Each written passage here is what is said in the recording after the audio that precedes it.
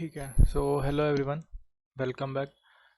इससे पहले हमने दो वीडियोस बनाई थी, एक इंट्रोडक्शन की और उसके बाद फिर मोनोलिथिक आर्किटेक्चर जो था उसका हमने डिस्कस करा था, जो प्रोजेक्ट में हम बनाने वाले हैं। आज हम डिस्कस करेंगे उसी प्रोजेक्ट का माइक्रो सर्विसेज का आर्किटेक्चर। माइक्रो सर्विसेज है क्या? अगर आपने पिछली वीडियो देखी होगी तो आप थोड़ा बहुत जान गए होंगे। ठीक है, तो ये उसी प्रोजेक्ट का फ्लो डायग्राम है जो मैंने पिछले वाले प्रोजेक्ट के थ्रू आपको बताने की कोशिश करी थी, मोनोलिथिक आर्किटेक्चर के थ्रू। उसमें हमने बेनिफिट जाने थे और क्या प्रॉब्लम आ रही थी जो हमने ये चूज़ करा। ठीक है, ये वाला आर्किटेक्चर चूज़ करा। तो यही फ्लो डायग्राम मैंने क्या करा है, मोनोलिथिक आर्किटेक्चर के हिसाब से बनाया।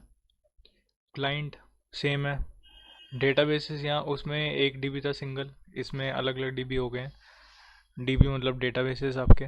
ठीक है, अब ये जो है बाहर वाला स्क्वायर कुछ नहीं है, मतलब डिनोट करने के लिए कि हम माइक्रो सर्विस आर्किटेक्चर है। इसके अंडर क्या है, इसके अंदर अब ये है, अब मेन मैंने एक लेयर बना दी है।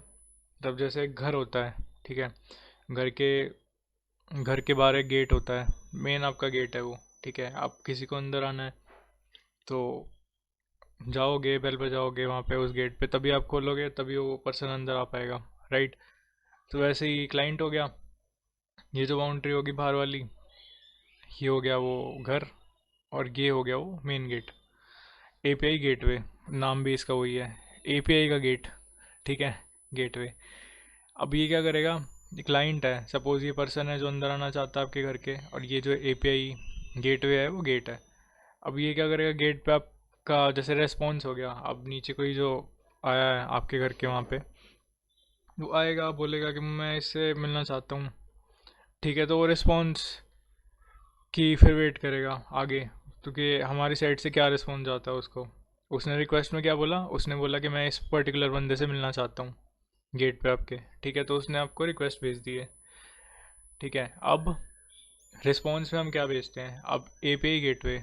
गेटवे मतलब जो नीचे गेट है, जो भी आपके घर का गेट होगा, ठीक है, जो मेन गेट है, उस पर आपको किसी ने बोला कि मैं इस बंदे से मिलना चाहता हूँ, सपोज़ एक्स बंदे से मिलना चाहता हूँ। ठीक है, अब जो भी गेट पे जो पर्टिकुलर बंदा आपने रखा होगा, जो वॉचमैन होगा, ठीक है, या जो गेट कीपर होगा आपका, उसने सुना कि आप एक्स से मिलना चाहते हो, वही जानता है कि आपके घर में एक्स कौन से कमरे में रहता है।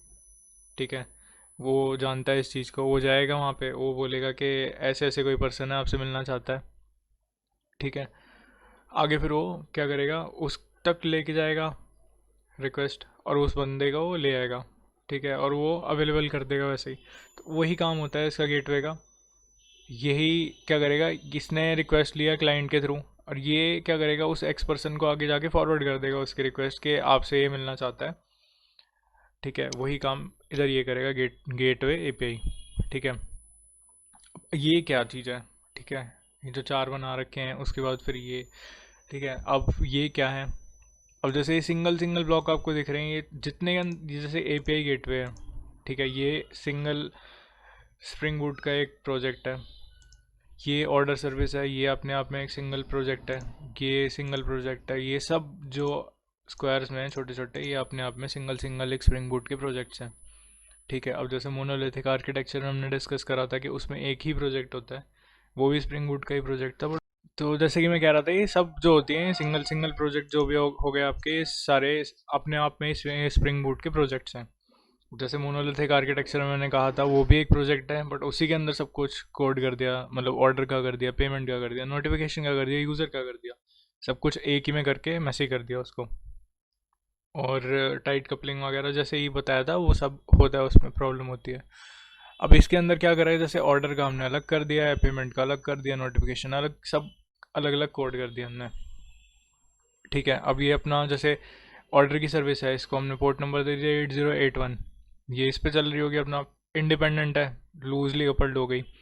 पेमेंट वाली 8082 पे, नोटिफिकेशन वाली 8083 पे चल रही होगी, और ऐसे ही सोन जितनी भी आपकी सर्विसेज होंगी, आप उनका पोर्ट नंबर डिफाइन कर सकते हो अपनी प्रॉपर्टीज़ फाइल में। उसके बाद फिर वो अलग अलग पोर्ट पे चलती रहेंगी, उनकी डिपेंडेंसी ख़त्म हो गई आपस में। ठीक है, एक तो चीज़ आपको यही समझ में आ गई होगी कि पेमेंट में कुछ इशू होता है सर वही डाउन होगी, ठीक है, वही डाउन होगी। उसके बाद में फिर बाकी सारी अप होंगी आपकी सर्विसेज, तो आपका पूरा जो कोड का स्ट्रक्चर है वो नहीं बैठेगा, ठीक है। पूरा मतलब जो आर्किटेक्चर होगा वो बैठ ही नहीं जाएगा, मतलब पूरा जो जितना भी आपने इंफ्रास्ट्रक्चर बना के रखा है ना अपना, वही पर्टिकुलर सर्विसेज डाउन होगी, ठीक है। आप दिखा सकते हो वहाँ पे कि डाउन हुई है थोड़ी देर के लिए, या आप इसको हैंडल कर सकते हो यूआई पे, ठीक है। इसमें ज़्यादा देर लगती है नहीं। अब जैसे ये सर्विस है, ये कनेक्टेड है अपना, इसका आप एक अलग डीबी है, इसका एक अलग डीबी है, इसका एक अलग डीबी है, और इसका एक अलग डीबी है। ऑर्डर वाला है, इसके अंदर ऑर्डर से रिलेटेड सब कुछ होगा। पेमेंट है, पेमेंट वाले में पेमेंट से रिलेटेड सब कुछ होगा। नोटिफिकेशन वाले में आप चाहो तो बना सकते हो, नहीं चाहते तो हटा सकते हो, ऐसी कोई वो नहीं है। इसमें हम काफका भी यूज़ करेंगे, ठीक है। यूज़र में यूज़र से रिलेटेड जितने भी आपने रखने हैं तो वो चीज़ें, ठीक है। अब एक कन्फिग सर्वर होता है। कन्फिग सर्वर मतलब जितनी भी आप कन्फिग्रेशन रखना चाहते हो। सपोज़ जैसे कि होता है हम नाम देना चाहते हैं ऑर्डर सर्विस, जैसे मैंने यहाँ नाम दे रखा ऑर्डर सर्विस, ठीक है। तो हमने एक नाम दिया हुआ है, तो उसको नाम को कहीं रखना चाहते हैं। ये कन्फिग्रेशन में आ गई कि हम इस प्रोजेक्ट का हम क्या नाम देना चाहते हैं। सिमिलरली डेटाबेस की कन्फिग्रेशन होती है, मतलब इस प्रोजेक्ट के पर्टिकुलर, ठीक है, इस प्रोजेक्ट के पर्टिकुलर जो भी इसकी कन्फिग्रेशन होती है, मैं नहीं चाहता कि मैं इस प्रोजेक्ट में रखूँ, क्योंकि आपने अगर स्प्रिंग बूट का आर्किटेक्चर, अगर स्प्रिंग बूट का अभी हम आगे चल के ना समझेंगे उसको क्या क्या फाइलें होती हैं, फाइल स्ट्रक्चर पूरा देखेंगे, ठीक है।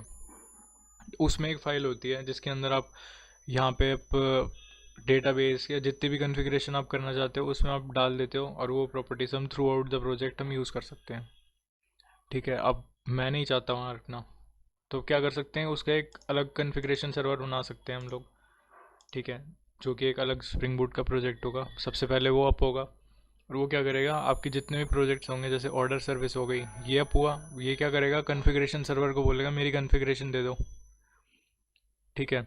तो और लूजली कपल्ड कर दिया हमने इसको, ठीक है। जिसका क्या होगा कि कॉन्फ़िगरेशन अगर कुछ भी चेंज हुई तो हमें सिर्फ इस वाले सर्वर में चेंज करना पड़ेगा, और बाकी में ऑटोमेटिकली हो जाएगा, हमें डाउन करने की ज़रूरत ही नहीं है, ठीक है।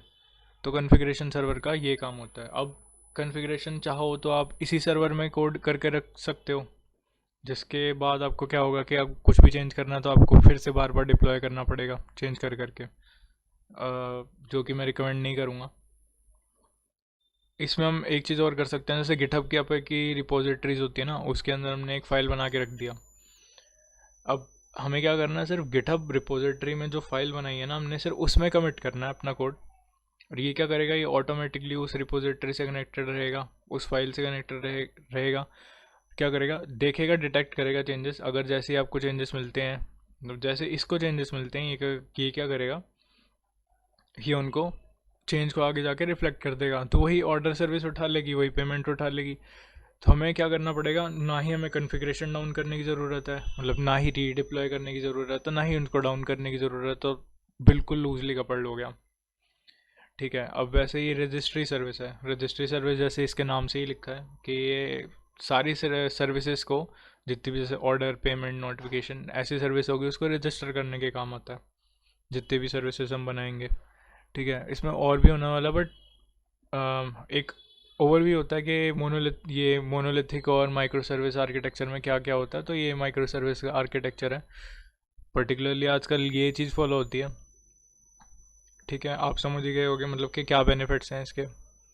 और हाँ, बस इतना ही था इस वीडियो में।